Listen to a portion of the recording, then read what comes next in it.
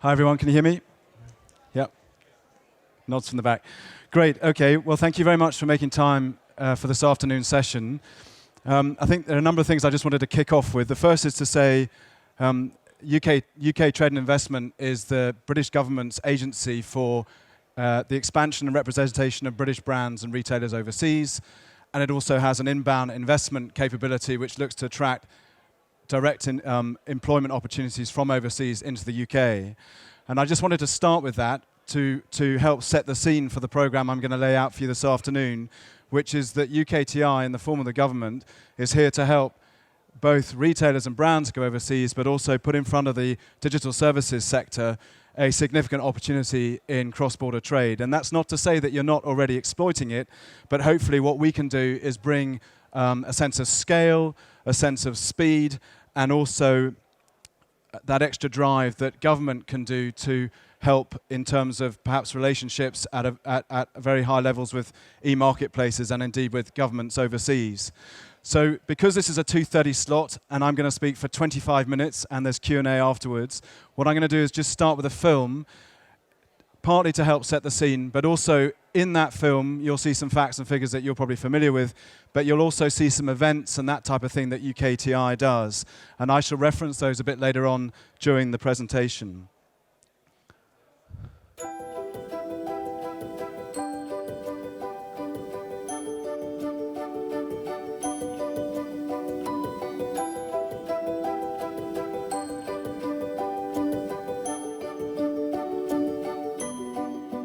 Online shopping because I can shop whenever I want to. 80% of my shopping is online. It's much quicker, it's much more convenient, and there's no traipsing around. Technology has had a huge positive impact on our business.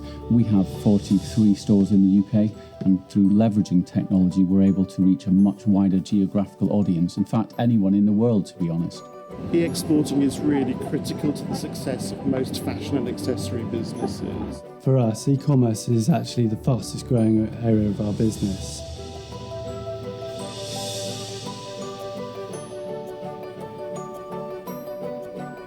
100 million unique visitors coming to our site. That means that's actually a larger population than that is in UK.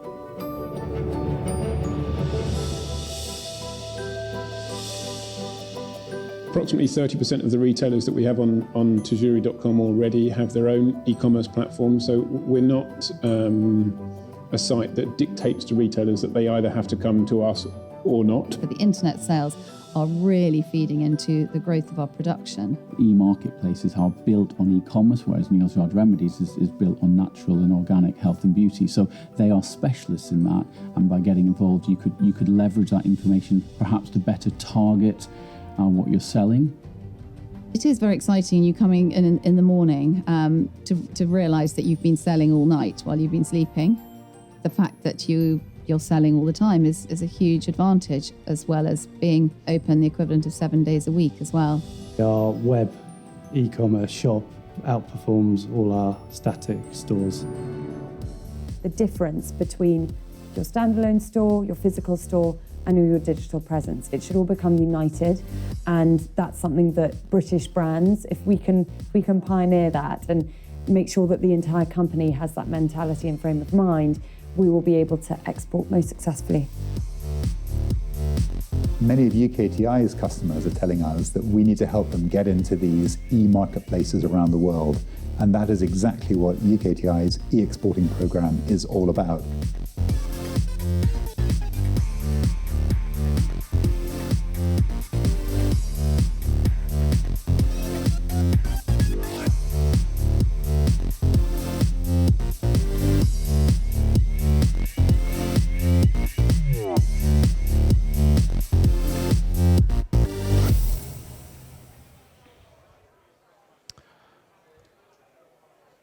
Great. So the e-exporting program is what I'm here to talk about today, and the reason for it is really driven by a couple of different factors. The first is that coming from the Olympic Games, British brands, British retailers, really anything associated with the Union Jack begun to benefit from an enormous bounce and a level of interest right the way across the globe, notably in Asia. Secondly, government ran some research which pinpointed the fact that 1 in 5 British companies exports at the moment, whereas, for example, in Germany and France, it varies between 1 in 4 and 1 in 3 companies. So an opportunity was identified not only to help British companies, but also to help the exchequer, to help create jobs, and through that, social fabric. So this overall program of the e-exporting drive that we're here to talk about today is a top priority for government, and it is very much in a sort of timely offer to both industry and the supplier base that serves it, so that everyone can come together to lift British companies overseas.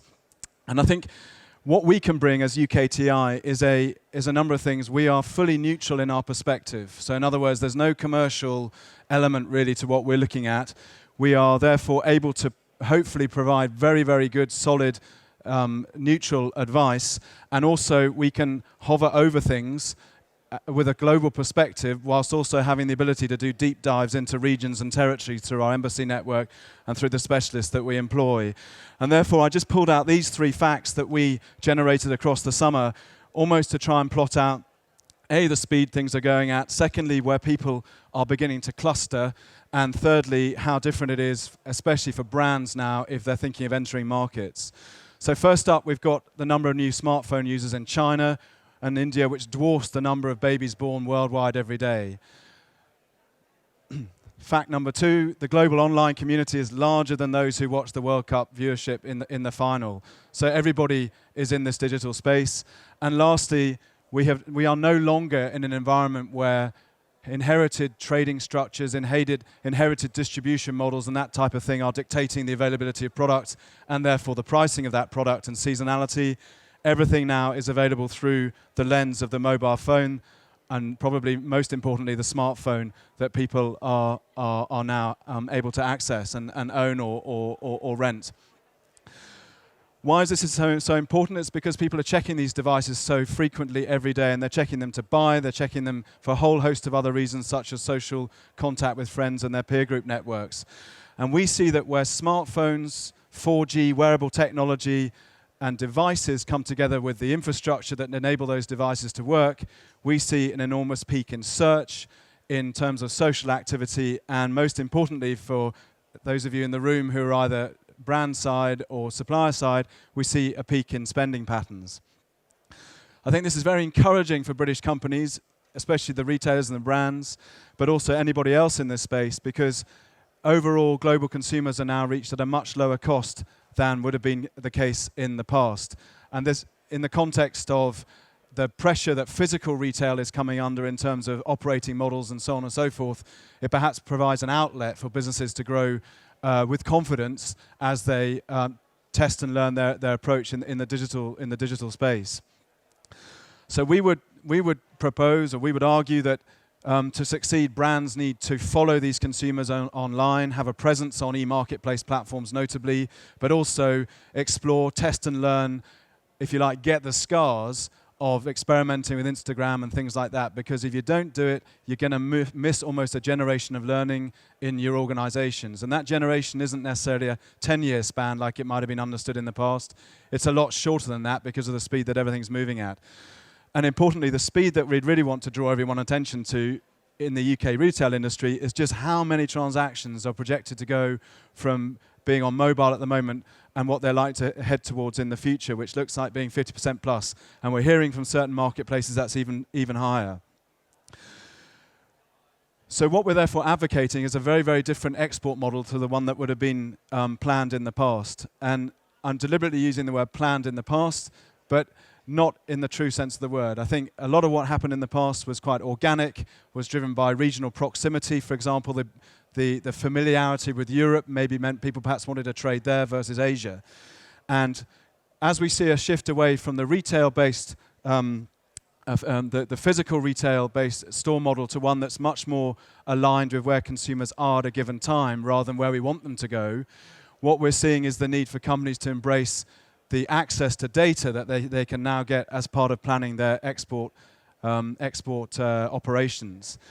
And this is therefore leading to a very significant change in the way trade is done. Previous distribution-led models or agent models, that type of thing, are beginning to fall away, and the value chain is getting shortened. So if to just put that in context, as a brand now, we can run a whole series of social media platforms and digital platforms at our own desk without necessarily needing an agency to do the work that a creative agency would have done in the past to develop advertising. By the same token, it's now possible to have a presence on one or several e-marketplaces, and you're much closer to your consumer than you would have been in the past had you had a relationship with your distributor. And ultimately, it would have been the distributor who had the sort of leverage in that situation because they understood the retailer base, and it was the retailers who were working with the consumers. So this really brings me to point 4 here, which is that the volume of web visitors on these e-market platforms is astounding. And whilst some people might have a certain reticence as to why they should use a platform because they associate it maybe with discounting or other activities, I think it's very, very important to almost take a step back from that perhaps entrenched view about what an e-marketplace is and what it can do and what it can be, to look at them as media vehicles. And I'm deliberately saying that as opposed to sales channels in the context of this presentation, because whilst they do enable you to sell goods, importantly, they provide you access to huge numbers of consumers and the data that sits behind how those consumers are behaving on the platforms. So at UKTI, we're challenging people to reassess how they look at e-marketplaces and consider them as media vehicles. And overall, this is because market entry is a much easier process through e-marketplaces. And when it's supported by access to search data and also the accumulated knowledge that a good understanding of social media overseas can provide, those 3 elements, all data-led, can be a very, very compelling combination to help a company move overseas. Why is this so important? Well, I think it's fundamentally about the fact that there's a tremendous amount of variety amongst e-marketplaces. On the left, I've chosen a fruit machine just to try and symbolize a platform, for example, a bit like Amazon, where the goods is presented, the format's fixed, and really the areas that you can manipulate and change aren't that great.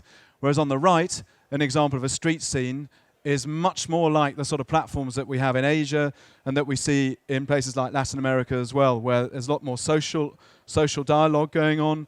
And crucially, it's a much more interactive experience, and ultimately one that we foresee is going to perhaps begin to travel back into Europe. This then trickles down into additional considerations for brands operating in this space, and also perhaps creates opportunities for digital service providers. Because on the one hand, you have in the left-hand screen e-marketplace platforms, which are fully integrated ecosystems. They merchandise your goods, they look after the return process, they process payments, and they also do on-site marketing. And an example of that would be Tajuri that we saw in the opening film, which is a platform in the Gulf. At the other end of the spectrum is a much more of a DIY kind of platform. And an example of that would be Tmall in China, where there is an enormous audience to play to, but all the services that are required to access that audience need to be bought for, and the investments behind that purchase are accounted for before a retailer can go on that platform. And I just wanted to use this slide to tease apart the amount of variety there is in the e-marketplace channel, and hopefully, therefore, the opportunity that it can offer people. Taken, therefore, at a global level, and this is where UKTI, I think, can hopefully really deliver value into this industry, is that we can see a huge range of e-marketplaces, not only looking at regions, not only looking at countries, but also verticals. So you'll have specialist fashion brands, you might have specialist formats like flash sale sites and that type of thing. And we've got that knowledge, we've got that operational detail that we can use to help British companies as they explore going overseas. So just to try and crystallize that, therefore, for today's audience, what UKTI's proposition is one of opportunity and also enablement, which therefore drives growth. The opportunity we see primarily in e-marketplaces. It doesn't discount transactional websites, it doesn't discount physical retail, but the speed that a company can go forward with when looking to export is significantly faster when they begin to look at e-marketplaces over and above setting up a transactional website or looking at physical representation. So that's the opportunity side of things. Enablement is about a very, very different supplier chain structure that companies need to look at when they're buying services to exploit cross-border trade. And what we can't do is stand here and say to the UK real industry, you've got a ton of opportunity over there, go and sort it out. That wouldn't be right at all. What we need to do is bring the two elements together and say, here's the opportunity, use the data that we can get access to make companies into the right platform, and then put the right solution in place whereby British companies can access the sort of digital services and in particular the sort of services we're seeing here today to get the right combination for what they need to do. And that should hopefully drive growth, A, for the brands and the retailers, but also for those digital service providers. This program, therefore, comes to life in the form of 6 specific elements. And I'm going to talk very, very quickly through them at a top-line level, but naturally be more than willing to take questions afterwards. Goes without saying, this program is about accelerating global growth, and it comes under the brand e-exporting is great. And just a quick word on this, that is a clear signal that government is driving this. The great brand is a brand that's funded by Number 10 Downing Street. It has cross-party support, and it's designed to represent and take British brands of all sorts of different sectors and sizes and categories overseas, where if you like, the footprint of the Union Jack is so strong. So top left box is the navigator. So the e-market navigator that we've created at UKTI is a single destination where you can see all business-to-consumer e-marketplaces in the globe. In due course, that'll be B2B marketplaces and C2C marketplaces. Crucially, it's about being able to search it along category lines, country lines, and also commission type lines. So you can begin to carve apart which e-marketplace might be best for you. The next thing is the e-expertise bank. This, going back to my previous slide about enablement, is very deliberately designed to create a country-by-country view of all the sort of services that a brand or a retailer needs to buy in order to fully exploit cross-border trade. An example of that might be going into Europe. Countries need to be far, far more familiar with VAT regulations than they might ever have thought that they need to be. That's the purpose of that e-expertise bank. Similarly, going into somewhere like China, the e-expertise bank lays out the 8 to 9 steps that a company must take in order to exploit an e-marketplace platform. So it deliberately tries to put in place a simple structure that companies can follow, and then over the top of that, providers are flowed in so that UK companies can benefit from their advice. Point number 3 is a general upskilling of the network within UKTI, and the purpose of digital advisors is to be able to go into companies and help them understand A, the phasing, and B, the timing of how they place digital at the heart of their company. And for those of you who aren't familiar with UKTI as a whole, we have a network of 330 international trade advisors who help British companies export. And those people are provided by government for free to companies. And so the best way to think about digital advisors is that we've got 330 experts who help people export, and we're going to fly in these digital advisors alongside them so that we can begin to take the conversation in the right direction so that e-commerce and notably e-marketplaces and digital services are placed at the heart of the objective setting and the KPIs that companies are then trying to trade towards. Point number 4 are great weeks and festivals. These are a vehicle that government uses to take brands and service industries into specific geographies around the world.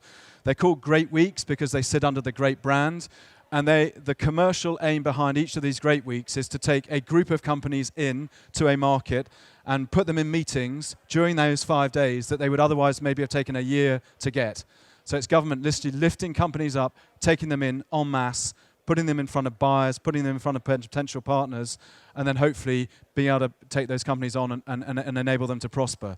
So in the context of the e-exporting program, all great weeks and all great festivals will have e-commerce at their heart. And again, I can talk about that in a bit more detail afterwards.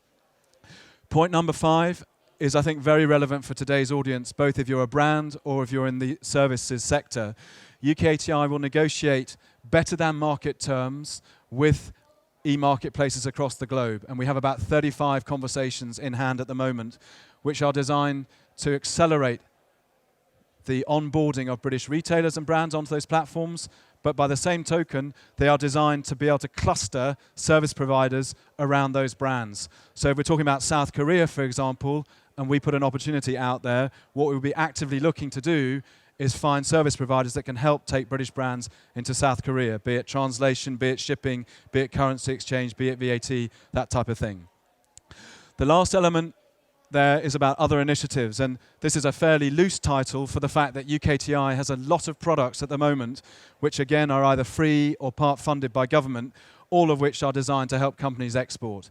And the key thing about this is that in the past, some of these products have existed in certain regions like the southeast of England or maybe up in the Midlands. And what's happening is they're being made national, and the reach and the ambition is to make more of them available, but also to support them by the use of more content online and that type of thing. So if you can't actually attend it, you can still see the material either by webinar or later on in the content that's derived from it. Just to round out this slide, just to make sure that the taxpayers' money is being spent correctly, I'm sure you'll be glad to hear, we've got an advisory panel which is made up of a variety of different individuals and companies from business. They span the full spectrum from, say, Tesco and Google all the way down into SMEs, right the way across from pay gates to IP lawyers. Basically, the full spectrum is what we've invited to come in and critique this program and give us our true north so that we are heading in the right direction to help British companies go overseas. So just a few more slides to finish off with then. The Navigator is a unique information source to UKTI, and it's therefore unique to British businesses. And it is arguably the sort of governing element to this whole program, which seeks to advocate that companies must place data at the forefront of their decision-making process and walk away from, and I'm going to be perhaps very black and white here, from a process where they go abroad, they meet potential distributors, they have meetings, and there's a lot of follow-up and a lot of time wasted in between. We see that this tool in particular can help cut through that and accelerate how many British companies, A, begin to exploit e-marketplaces, but importantly, exploit them in a range of markets, because that's where the scale really comes. So behind all this is a sector-led approach where we will be taking the top 7 sectors that perform globally on e-marketplaces, and we will be channeling British companies deliberately into where that demand is visible across the globe. And the reference document for this is the McKinsey report from 2013, just in case you wanted to do a bit more background research. So in terms of KPIs and objectives, the ambition is large. We know that there are 364,000 online or already exporting British companies. And what we want to do is put them on this range of 400 e-marketplaces around the globe. That's not to say that we want to hugely disrupt any legacy business models that they've got in place, but what we want to do is say that if you've got a distributor in Japan, you need to be looking very hard at the fact that probably in about 18 months' time, cross-border trade is going to kick in there. And you've got to start thinking about, A, what's the role of a distributor, but also what e-marketplaces are you going to be on. And the reason for this is that the growing number of people who are shopping online every day, and the number is only set to increase. So then a quick slide on the e-expertise bank. This is fundamentally built around the fact that all the old constructs are beginning to fall away. And therefore, rather than just buying a shipping company, why not buy a shipping company that gives you an invoicing service, maybe a guaranteed landed cost service, and who knows, maybe also has marketing outreach on an e-marketplace platform. That's the challenge that we want to put out there, notably to the brand owners and the retailers, which is to say, come on, there are a whole load of really, really innovative English service providers in this space who are working no longer vertically, but much more horizontally. And that side of the entire chain is what companies need to get into when they're looking at cross-border trade. So I've nearly finished, you'll be glad to hear, but I need to point out where a lot more of this information is held and housed.